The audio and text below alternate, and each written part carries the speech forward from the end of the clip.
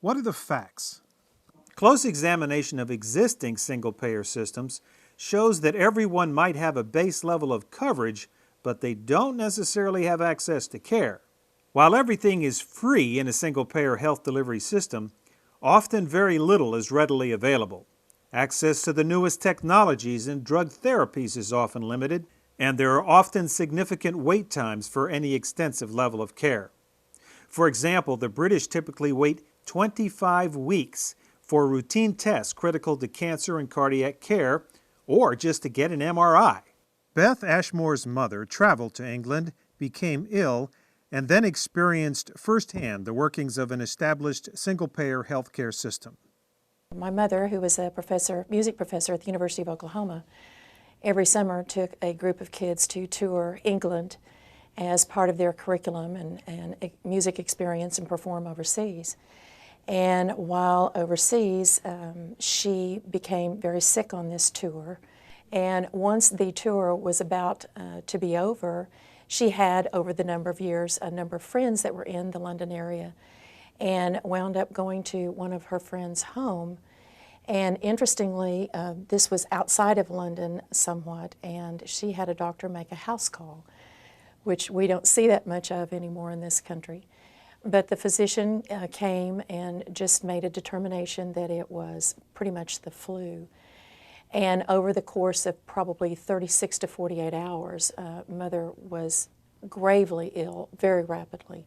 And her friend finally took her to a rural hospital facility that was north of London to see what they could do to diagnose the problem.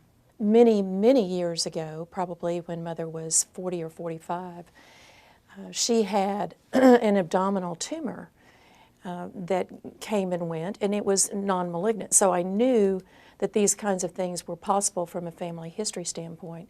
And when she was sent to this rural facility, the doctors just pressed on her stomach, from what I understand, did not do a biopsy, and basically indicated that she had cancer and tumors in her abdominal area. Well, having known that we had been through that before, that kind of diagnosis wasn't going to hunt with me, because I knew very clearly that there were possibilities of having that problem without it necessarily being cancer. And so because they did not and could not do a biopsy, the tumors apparently were so big and so many of them that they were shutting down her kidneys. And at that point in time, they were beginning to just talk very pragmatically about not really having much that they could do about the situation.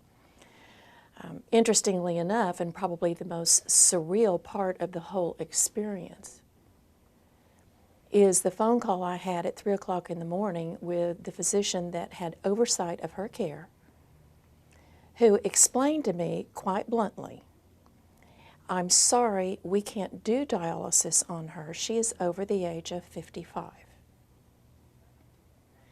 That obviously was such a shock. I really did not know how to react to that kind of news. Proponents of single-payer health care contend that the outcomes are better. But do the facts support that claim?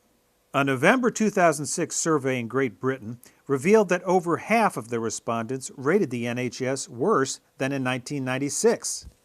And a Canadian Supreme Court ruling in June of 2005 stated that the government is failing to deliver health care in a reasonable manner, thereby increasing the risk of complications and death. We started making phone calls. I made calls to her physicians in the States.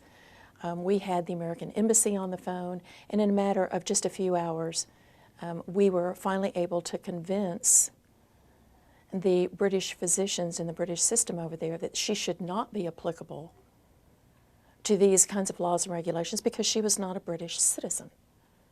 The challenge is when you get into remaining hours and the time that it takes in order to react to a situation. By this point in time, one kidney had already shut down and the other was beginning to shut down. So they finally relinquished that fact and decide to move her to another facility and start dialysis on the remaining kidney. And I got Blue Cross Blue Shield of Oklahoma on the phone, and in a matter of 4 hours, They had approved and made arrangements for a medevac jet that can basically do anything other than open heart surgery to leave from Atlanta, Georgia, to go straight to London Heathrow Airport and pick her up and bring her home. So the jet company in Atlanta was making attempts to find Mother so that they could make the connection and get her home. And they couldn't find her. She was lost in the system. And so the rest, unfortunately, is history. She just did not make it. She died by herself in the corner of a ward on dialysis where they gave her morphine and kept her comfortable.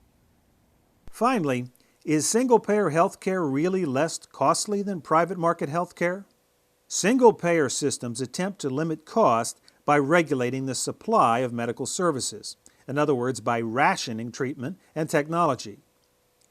Even with this limited access to responsive care and modern technology, Canadians are paying 40% more taxes and Europeans are paying 60% more than Americans. But the reality is, when you work with global budgets, no matter who's writing the check and paying the claims, there's going to have to be limits. And we've reached levels of expectations of care and incredible miracles in this country that folks don't truly understand that a lot of that will go away when we start putting caps on budgets. That's the reality. Many Americans are frustrated with the high cost of health care and are looking for solutions. But Americans don't want to sacrifice quick access to state-of-the-art health care. They just want to pay less for it. While there's no obvious solution to lowering the high cost of health care in America, one thing does seem clear. Single-payer health insurance is not the answer.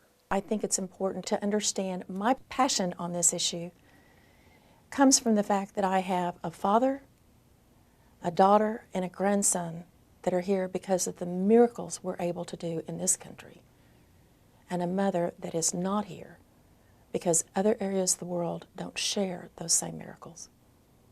I want us to remain strong and understand that this fight is not just right now today. It's for the next 20 years. It's for our kids. It's for our grandkids.